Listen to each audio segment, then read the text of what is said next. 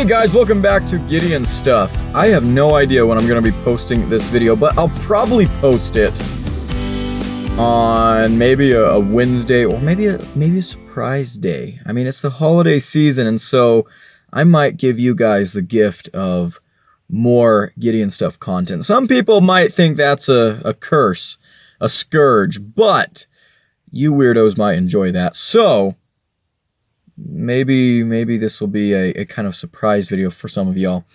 Anyways, today we're taking a look at a knife that I saw the other day at Home Depot, and it was on sale, and so I grabbed it, and it had some very interesting features. So it's this knife right here from Craftsman, and at first I did not realize what the interesting feature was. Let's go ahead and open this guy up. Saw him there in the packaging. And I was like, oh, that's a kind of nice looking knife. I like that clip point blade. I took it down and I was looking at it. I'm like, where's the lock? And then I looked at this and I was like, no way. But yes way. This thing is a compression lock, or a top liner lock, as some people, I think like Vossiter are calling it. I hate that name, top liner lock. That is so dumb. That is so lame. Surely someone can think of a better name for this lock. I mean, compression lock is pretty iconic. That's an awesome name. But I mean, top liner lock? Ugh. Regardless, here's the knife. We're seeing this is a compression lock for, I bought this for $9.99. I think the regular price on these was like 15 bucks. That's probably the cheapest compression lock that I know of.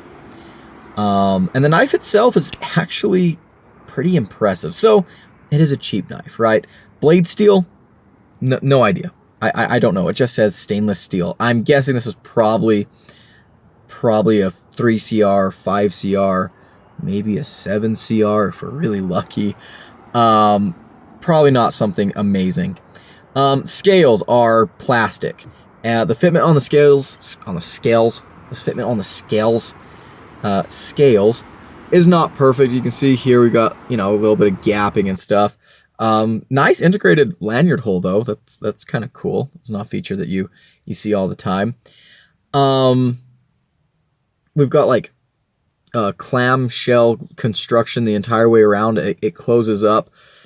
Maybe not the greatest thing. This is probably going to be a gunk collector, but look in there. You guys can see that compression lock. And I like that they gave the compression lock a button up here, kind of like a CME, right? And it's operated like this instead of with your finger here. So yeah, kind of cool. Kind of cool to see. The red thumb studs are an interesting choice, but honestly, they don't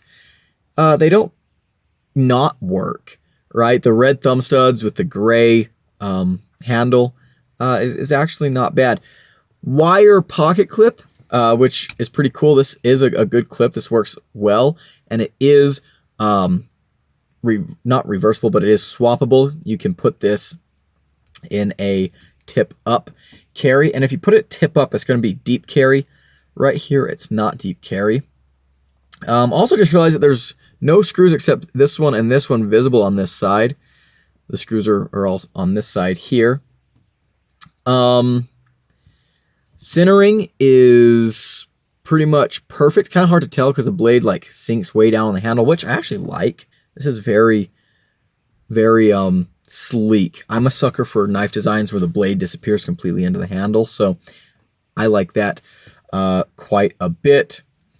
The action, I think this is running on bearings, actually very, very snappy.